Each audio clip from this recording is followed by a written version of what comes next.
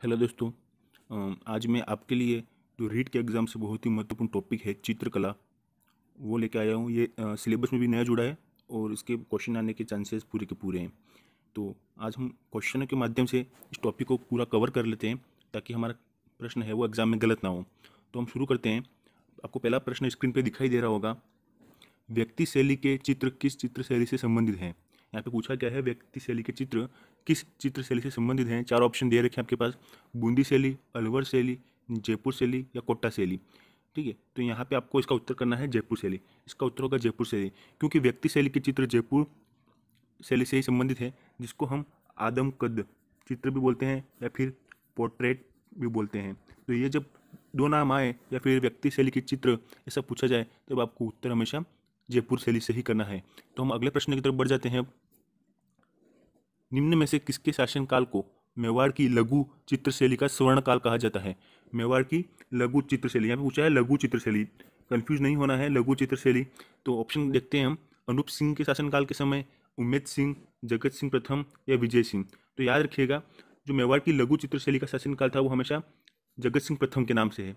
जगत सिंह प्रथम के समय ही मेवाड़ की जो लघु चित्रशैली का स्वर्ण काल रहा है। तो इसका ऑप्शन नंबर सी राइट होगा, ऑप्शन नंबर सी। अगले प्रश्न की तरफ हम बढ़ते हैं। निम्न में से किसने राजस्थानी चित्रशैली को राजपूत चित्रशैली के नाम से संबोधित किया? तो राजस्थानी चित्रशैली थी, उसे राजपूत चित्रशैली कहा। क्या कहा? राजपूत चित्रशैली। किसने कहा? रामकृष्ण दास ने, गांगुली व हेवल ने, एनसी मेहता ने, कर्नल जेम्स टोड ने। चार नाम दे रखे हैं, किसने इसको राजपूत चित्रशैली कहा। ठीक है, तो इसका उत्तर हो जाएगा option number B. Option number B इसका उत्तर होगा, अर्थात गांगुली व हेवल ने राजस्थानी चित्रशैली को राजपूत चित्रशैली के नाम से संबोधित किया। ये प्रश्न बहुत इंपॉर्टेंट है। अगले क्वेश्चन की तरफ बढ़ते हैं हम। निम्न में से किसने राजस्थानी चित्रशैली को हिंदू शैली के नाम से संबोधित किया? ठीक है, तो पहला जो क्वेश्चन गया उसमें पूछा था राजपूत चित्रशैली, और इस प्रश्न में पूछा है हिंदू शैली के नाम से संबोधित किया। किसने संबोधित किया? रामकृष्ण दास ने, गांगुली व हेवल ने, एनसी मेहता ने, कर्नल जेम्स टोड ने। तो इसका उत्तर हो जाएगा एनसी मेहता ने ऐसा कहा था। किसने कहा था? एनसी मेहता ने हिंदू शैली का नाम दिया इस शैली को। राजस्थानी चित्रशैली को हिंदू शैली का नाम देने वाले एनसी मेहता थे। अगले प्रश्न की तरफ बढ़ते हैं। सर्वाधिक पशु पक्षियों का चित्रण किस चित्रशैली से संबंधित है? सर्वाधिक पशु पक्षियों का चित्रण किस चित्रशैली से संबंध है? ऑप्शन नंबर ए से शुरू करते हैं। बूंदी से, बीकानेर से, अलवर से या नाथद्वारा से। तो जब भी पशु पक्षियों के चित्रण की बात आए तो पशु पक्षी का चित्रण सर्वाधिक बूंदी में ही होता था। बूंदी शैली है जो बूंदी शैली में ही हमेशा इसका पशु पक्षी की बात आएगी। तो ऑप्शन नंबर ए इसका करेक्ट उत्तर हो जाएगा, ऑप्शन नंबर ए। अगले प्रश्न की हम बढ़ते हैं। लोक चित्रकला में गोबर से बनाया गया पूजा स्थल क्या कहलाता है? गोबर से बनाया गया पूजा स्थल क्या कहलाता है? ऑप्शन नंबर ए से स्टार्ट करते हैं। मांडना, पाने, मोड़ या सांझी। मांडना, पाने, मोड़ या सांझी। तो इसको हम सांझी बोलते हैं। क्या बोलते हैं? सांझी। तो हमारे यहाँ पे ऑप्शन नंबर डी करेक्ट होगा, ऑप्शन नंबर डी करेक्ट होगा। सांझी क्या होती है? ये कुंवारी कन्याओं द्वारा पूजा स्थल होता है जो पार्वती व शिव की आराधना में बनाया जाता है। तो इसका उत्तर हो जाएगा ऑप्शन नंबर डी। अगले प्रश्न की तरफ हम बढ़ते हैं। बीकानेर चित्रशैली का सर्वाधिक विकास किसके शासनकाल में हुआ? बीकानेर चित्रशैली का सर्वाधिक विकास किसके शासनकाल में हुआ? जगत सिंह प्रथम, विजय सिंह, अनूप सिंह, अमर सिंह। तो यहाँ पे याद रखना है, बीकानेर चित्रशैली का सर्वाधिक विकास है वो अनूप सिंह। इसको हम बीकानेर चित्रशैली का स्वर्णकाल भी बोल सकते हैं। स्वर्णकाल भी बोल सकते हैं। स्वर्णकाल में क्या होता है कि उस चित्रकला या किसी भी कला का सर्वाधिक विकास होता है, उसे हम स्वर्णकाल बोलते हैं। अगले प्रश्न की तरफ हम बढ़ जाते हैं।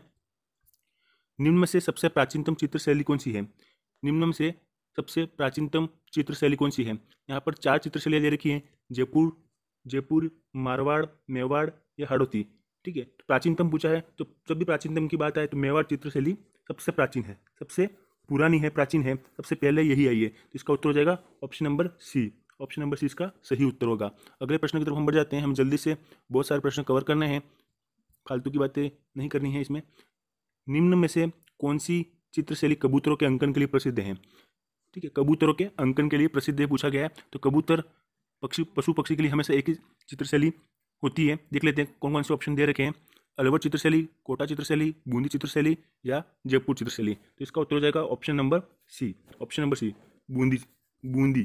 ठीक है, ध्यान रखना, पशु पक्षियों के लिए और या फिर कबूतर के अंकन के लिए पूछे तो बूंदी इसका उत्तर होगा। अगले प्रश्न की तरफ हम बढ़ते हैं। निम्न में से कौन सी चित्रशैली तीन चित्रशैलियों के संगम के लिए प्रसिद्ध है? अलवर, कोटा, बूंदी या जयपुर। तो याद रखिएगा, तीन चित्रशैलियों का संगम भी बूंदी में ही होता है। बूंदी इसका उत्तर हो जाएगा। ऑप्शन नंबर सी करेक्ट उत्तर होगा इस प्रश्न का। अगले प्रश्न की तरफ हम बढ़ते हैं। निम्न में से कौन सी चित्रशैली का प्रमुख रंग पीला है? प्रमुख रंग पीला है।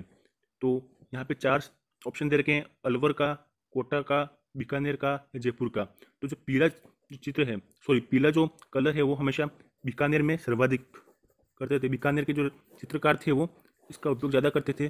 तो यहाँ पर इसका प्रमुख रंग पीला हो जाएगा बीकानेर शैली का। ऑप्शन नंबर सी इसका करेक्ट उत्तर होगा। अगले प्रश्न की तरफ हम बढ़ जाते हैं।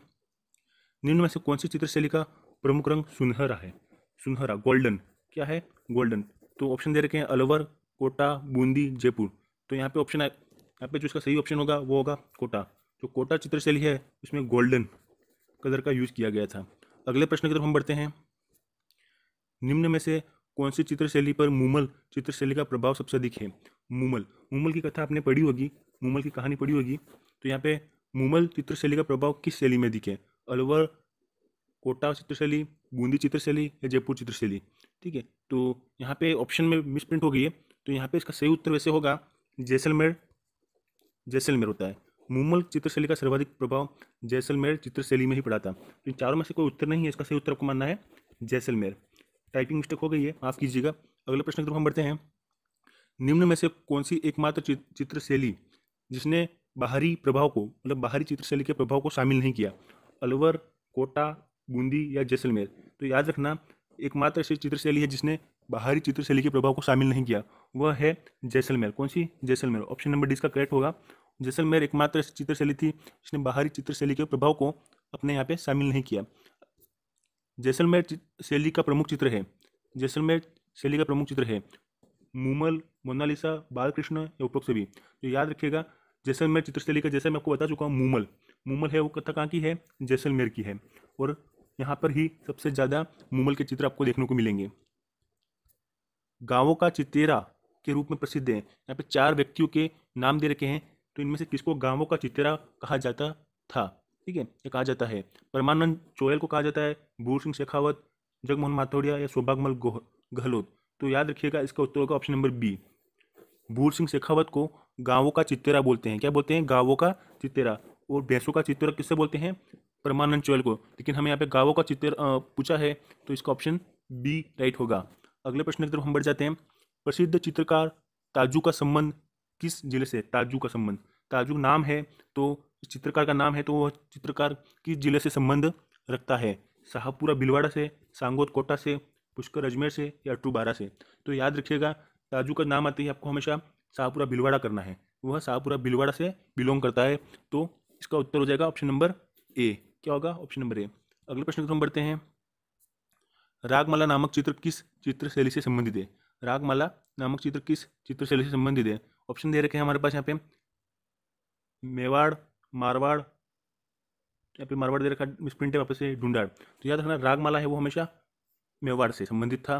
तो यहाँ पे हो जाएगा ऑप्शन नंबर ए करेक्ट हो जाएगा। ऑप्शन नंबर ए इसका उत्तर हो जाएगा, रागमाला। अगले प्रश्न को हम बढ़ते हैं। यहाँ पे क्वेश्चन के सीक्वेंस में ऊपर नीचे हो सकता है, लेकिन हमें क्वेश्चन से मतलब है। वर्षा में नाचता हुआ मोर किस चित्रशैली से संबंध रखता है? ठीक है, वर्षा में नाचता हुआ मोर। यहाँ पे वर्षा में नाचता हुआ मोर मतलब पक्षी की बात हो रही है। तो हम ऑप्शन देख लेते हैं, बूंदी शैली से, अलवर शैली से, नाथद्वारा शैली से या फिर कोटा शैली से। तो याद रखिएगा, ये वर्षा में नाचता हुआ मोर बूंदी शैली से संबंध रखता है। किससे? बूंदी शैली से। तो इसका उत्तर हो जाएगा option number A. Option number A इसका करेक्ट उत्तर होगा। अगले प्रश्न की तरफ बढ़ते हैं। योगासन का विषय किस चित्रशैली से संबंधित है? योगासन, जो योग की क्रिया हैं और उनके आसन हैं, उसका संबंध किस चित्रशैली से था या है? तो ऑप्शन देखते हैं हम, बीकानेर से, अलवर से, जोधपुर से या कोटा से। तो इसका जो संबंध है वो अलवर से है। किससे है? अलवर से। ऑप्शन नंबर 20 का सही उत्तर हो जाएगा। अगले प्रश्न की तरफ बढ़ते हैं। शहाबुद्दीन मनोहर कृपाराम नामक चित्रकार किस चित्रशैली से संबंधित है? ये याद नाम याद रखने हैं। यह किस चित्रशैली से संबंधित है? मारवाड़ से, मेवाड़ से, हाड़ौती से या ढूंढाड़ से? ठीक है, तो ये शहाबुद्दीन मनोहर कृपाराम मेवाड़ चित्रशैली से बिलोंग करते थे। इसका उत्तर हो जाएगा ऑप्शन नंबर बी। शहाबुद्दीन मनोहर और कृपाराम नाम आपको याद रखने हैं। चित्र की आला गीला पद्धति का संबंध निम्न में से है। आला गीला पद्धति, ठीक है, तो किससे संबंध रखती थी ये? मारवाड़ से, मेवाड़ से, हाड़ौती से या ढूंढाड़ से? तो याद रखना, यह आला गीला पद्धति ढूंढाड़ ठीक है, ढूंढाड़ से संबंध रखती थी। ढूंढाड़ में भी आम्बेर स्तूप शैली है, तो वहाँ से इसका संबंध था। ऑप्शन नंबर डी इसका करेक्ट उत्तर हो जाएगा। रागमाला नामक चित्र किस शैली से संबंधित है? रागमाला यहाँ पे पूछा गया है रागमाला के बारे में। तो रागमाला नामक चित्र किस चित्र शैली से संबंधित है? नाथद्वारा से, देवगढ़ से, चावंड से, या फिर उपरोक्त में से कोई नहीं। जो रागमाला जो चित्रशैली है वो आपको याद रखना है, उसका संबंध देवगढ़ से है। किससे है? देवगढ़ से। ऑप्शन नंबर बी इसका सही उत्तर होगा। अगले प्रश्न की तरफ हम बढ़ जाते हैं। निहाल चंद व मोरध्वज नामक चित्रकार किस शैली से संबंधित है? यहाँ पे दो व्यक्तियों का नाम आया है, निहाल चंद और मोरध्वज। निहाल चंद और मोरध्वज, तो हमारे पास ऑप्शन है, उसको पढ़ लेते हैं। नाथद्वारा से संबंध रखते हैं, देवगढ़ से, चावंड से या किशनगढ़ से। तो इसका जो उत्तर होगा वो होगा नाथद्वारा। निहाल चंद और मोरध्वज दोनों ही नाथद्वारा चित्रशैली से संबंधित है। नाथद्वारा कहाँ पर है? उदयपुर में। ठीक है, यहाँ की पिछवाइयाँ प्रसिद्ध हैं, ये सबको पता है कि पिछवाइयाँ यहाँ की प्रसिद्ध हैं। कृष्ण की बाल लीलाएं, ठीक है, ये सब यहाँ से संबंध रखती हैं। तो अगले प्रश्न हम बढ़ जाते हैं। गाय का चित्र किस शैली से संबंधित है? गाय का चित्र किस शैली से संबंधित है? नाथद्वारा शैली से, देवगढ़ से, चावंड से या किशनगढ़ से? तो नाथद्वारा शैली है, सॉरी, गाय का चित्र वो है हमेशा नाथद्वारा शैली से संबंध रखेगा, क्योंकि यहाँ पर कृष्ण का संबंध है, तो कृष्ण का संबंध गाय से होता है। तो इस प्रकार हम यहाँ पे इसका संबंध नाथद्वारा शैली से है। हमारे यहाँ पे प्रश्नों की श्रृंखला समाप्त होती है। धन्यवाद। हमारे चैनल को लाइक, शेयर और सब्सक्राइब कीजिएगा। अगर हमारे प्रश्नों में किसी प्रकार की त्रुटि होती है तो हमें खेद है, बाकी हमने पूरी कोशिश की है कि सारे प्रश्नों के उत्तर सही आपको पढ़ाए जाए। धन्यवाद। हेलो दोस्तों, आज मैं आपके लिए जो रीट के एग्ज़ाम से बहुत ही महत्वपूर्ण टॉपिक है चित्रकला, वो लेके आया हूँ। ये सिलेबस में भी नया जुड़ा है और इसके क्वेश्चन आने के चांसेस पूरे के पूरे हैं। तो आज हम क्वेश्चनों के माध्यम से इस टॉपिक को पूरा कवर कर लेते हैं, ताकि हमारा प्रश्न है वो एग्ज़ाम में गलत ना हो। तो हम शुरू करते हैं। आपको पहला प्रश्न स्क्रीन पे दिखाई दे रहा होगा। व्यक्ति शैली के चित्र किस चित्र शैली से संबंधित हैं? यहाँ पे पूछा गया है व्यक्ति शैली के चित्र किस चित्र शैली से संबंधित हैं। चार ऑप्शन दे रखे हैं आपके पास, बूंदी शैली, अलवर शैली, जयपुर शैली या कोटा शैली। ठीक है, तो यहाँ पे आपको इसका उत्तर करना है जयपुर शैली। इसका उत्तर होगा जयपुर शैली, क्योंकि व्यक्ति शैली के चित्र जयपुर शैली से ही संबंधित है, जिसको हम आदमकद चित्र भी बोलते हैं या फिर पोर्ट्रेट भी बोलते हैं।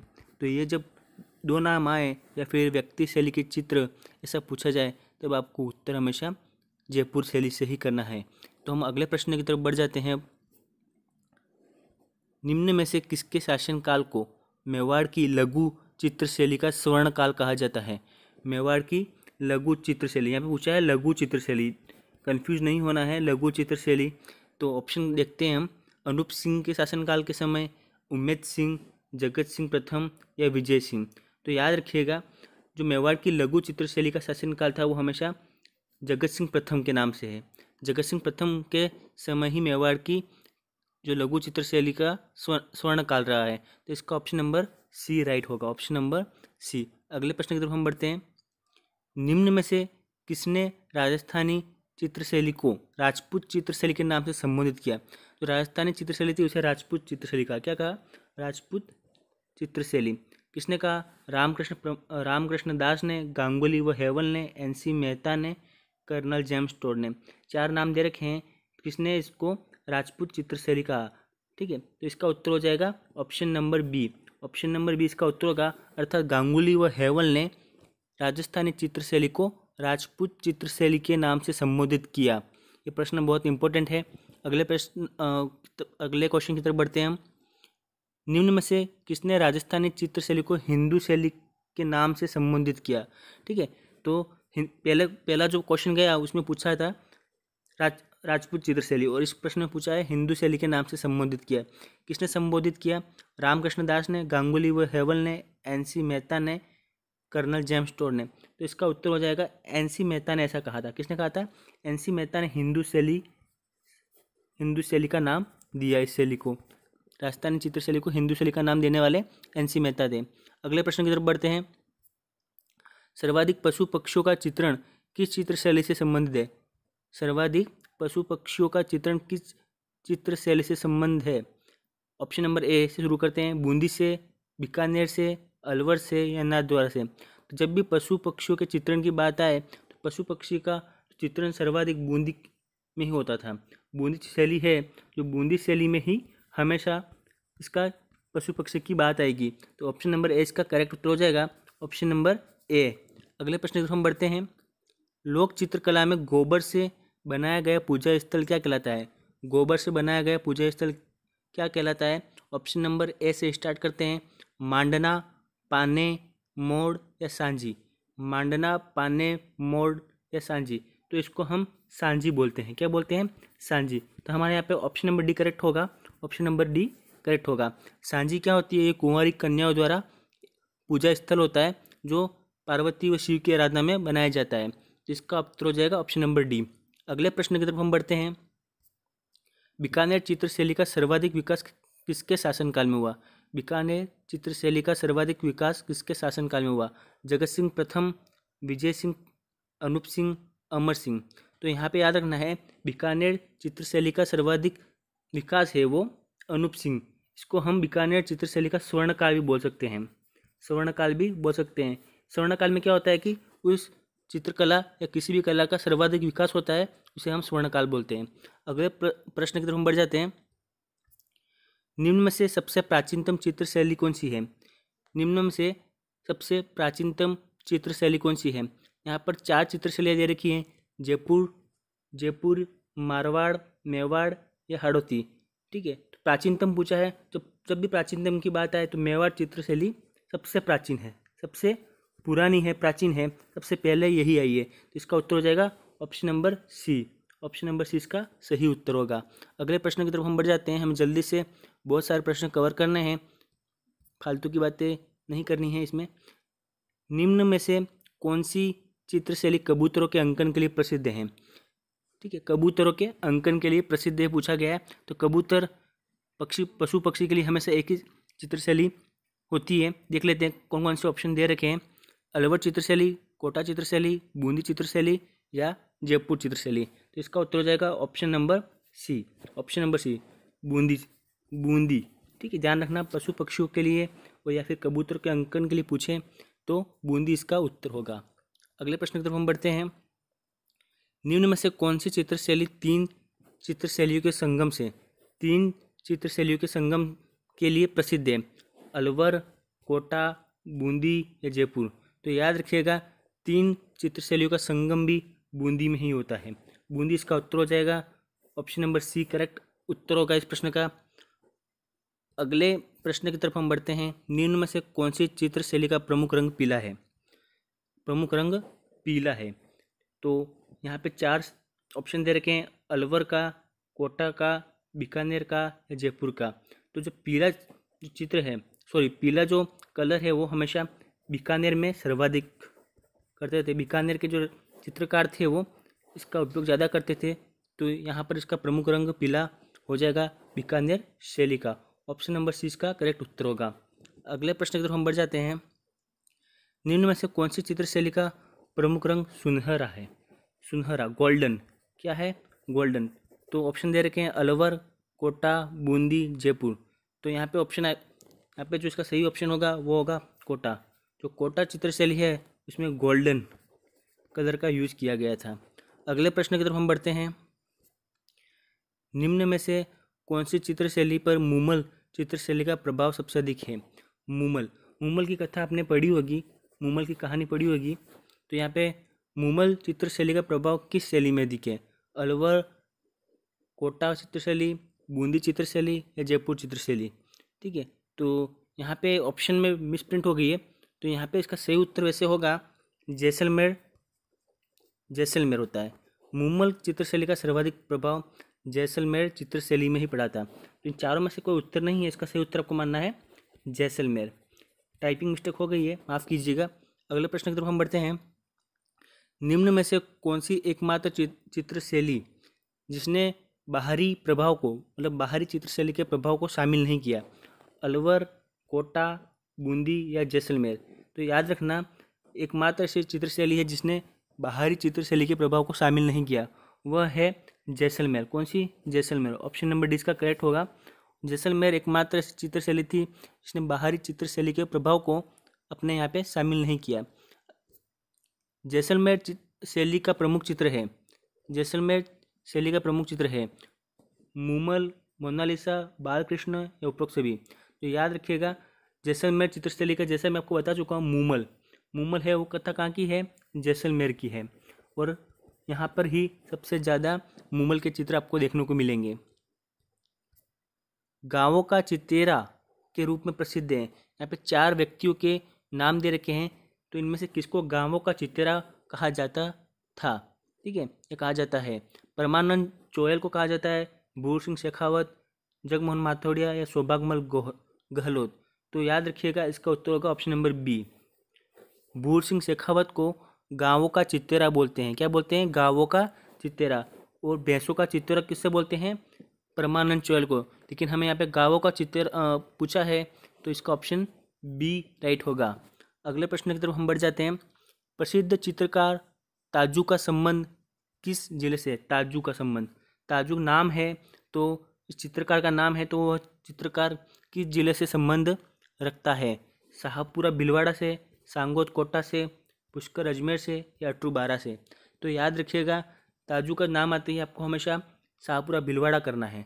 वह शाहपुरा भीलवाड़ा से बिलोंग करता है। तो इसका उत्तर हो जाएगा ऑप्शन नंबर ए। क्या होगा? Option number A. अगले प्रश्न की तरफ हम बढ़ते हैं। रागमाला नामक चित्र किस चित्र शैली से संबंधित है? रागमाला नामक चित्र किस चित्र शैली से संबंधित है? ऑप्शन दे रखे हैं हमारे पास यहाँ पे मेवाड़, मारवाड़, यहाँ पे मारवाड़ दे रखा है, मिसप्रिंट है वापस से ढूंढाड़। तो याद रखना रागमाला है वो हमेशा मेवाड़ से संबंधित था। तो यहाँ पे हो जाएगा ऑप्शन नंबर ए करेक्ट हो जाएगा। ऑप्शन नंबर ए इसका उत्तर हो जाएगा, रागमाला। अगले प्रश्न को हम बढ़ते हैं। यहाँ पे क्वेश्चन के सीक्वेंस में ऊपर नीचे हो सकता है, लेकिन हमें क्वेश्चन से मतलब है वर्षा में नाचता हुआ मोर किस चित्र शैली से संबंध रखता है? ठीक है, वर्षा में नाचता हुआ मोर। यहाँ पे वर्षा में नाचता हुआ मोर मतलब पक्षी की ही बात हो रही है, तो हम ऑप्शन देख लेते हैं। बूंदी शैली से, अलवर शैली से, नाथद्वारा शैली से या फिर कोटा शैली से? तो याद रखिएगा ये वर्षा में नाचता हुआ मोर बूंदी शैली से संबंध रखता है। किससे? बूंदी शैली से। तो इसका उत्तर हो जाएगा option number A. Option number A इसका करेक्ट उत्तर होगा। अगले प्रश्न की तरफ हम बढ़ते हैं। योगासन का विषय किस चित्र शैली से संबंधित है? योगासन जो योग की क्रिया हैं और उनके आसन हैं, उसका संबंध किस चित्र शैली से था या है? तो ऑप्शन देखते हैं हम, बीकानेर से, अलवर से, जोधपुर से या कोटा से? तो इसका जो संबंध है वो अलवर से है। किससे है? अलवर से। ऑप्शन नंबर 20 का सही उत्तर हो जाएगा। अगले प्रश्न की तरफ बढ़ते हैं। शहाबुद्दीन मनोहर कृपाराम नामक चित्रकार किस चित्र शैली से संबंधित है? ये याद नाम याद रखने हैं। यह किस चित्र शैली से संबंधित है? मारवाड़ से, मेवाड़ से, हाड़ौती से या ढूंढाड़ से? ठीक है, तो ये शहाबुद्दीन मनोहर कृपाराम मेवाड़ चित्र शैली से बिलोंग करते थे। इसका उत्तर हो जाएगा ऑप्शन नंबर बी। शहाबुद्दीन मनोहर और कृपाराम नाम आपको याद रखने हैं। चित्र की आला गीला पद्धति का संबंध निम्न में से है? आला गीला पद्धति, ठीक है, तो किससे संबंध रखती थी ये? मारवाड़ से, मेवाड़ से, हाड़ौती से या ढूंढाड़ से? तो याद रखना यह आला गीला पद्धति ढूंढाड़, ठीक है, ढूंढाड़ से संबंध रखती थी। ढूंढाड़ में भी आम्बेर इसकी उपशैली है, तो वहाँ से इसका संबंध था। ऑप्शन नंबर डी इसका करेक्ट उत्तर हो जाएगा। रागमाला नामक चित्र किस शैली से संबंधित है? रागमाला यहाँ पे पूछा गया है रागमाला के बारे में।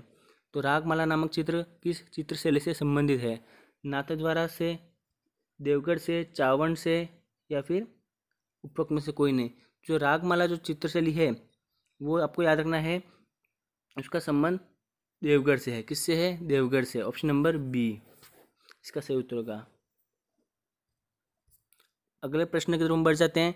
निहाल चंद व मोरध्वज नामक चित्रकार किस शैली से संबंधित हैं? यहाँ पे 2 व्यक्तियों का नाम आया है, निहाल चंद और मोरध्वज। निहाल चंद और मोरध्वज, तो हमारे पास ऑप्शन है, उसको पढ़ लेते हैं। नाथद्वारा से संबंध रखते हैं, देवगढ़ से, चावंड से या किशनगढ़ से? तो इसका जो उत्तर होगा वो होगा नाथद्वारा। निहाल चंद और मोरध्वज दोनों ही नाथद्वारा चित्र शैली से संबंधित है। नाथद्वारा कहाँ पर है? उदयपुर में। ठीक है, यहाँ की पिछवाइयाँ प्रसिद्ध हैं, ये तो सबको पता है कि पिछवाइयाँ यहाँ की प्रसिद्ध हैं। कृष्ण की बाल लीला है, ठीक है, ये सब यहाँ से संबंध रखती हैं। तो अगले प्रश्न हम बढ़ जाते हैं। गाय का चित्र किस शैली से संबंधित है? गाय का चित्र किस शैली से संबंधित है? नाथद्वारा शैली से, देवगढ़ से, चावंड से या किशनगढ़ से? तो नाथद्वारा शैली है, गाय का चित्र वो है हमेशा नाथद्वारा शैली से संबंध रखेगा, क्योंकि यहाँ पर कृष्ण का संबंध है और कृष्ण का संबंध गाय से होता है। तो इस प्रकार हम यहाँ पे इसका संबंध नाथद्वारा शैली से है। हमारे यहाँ पे प्रश्नों की श्रृंखला समाप्त होती है। धन्यवाद। हमारे चैनल को लाइक, शेयर और सब्सक्राइब कीजिएगा। अगर हमारे प्रश्नों में किसी प्रकार की त्रुटि होती है तो हमें खेद है, बाकी हमने पूरी कोशिश की है कि सारे प्रश्नों के उत्तर सही आपको पढ़ाए जाए। धन्यवाद।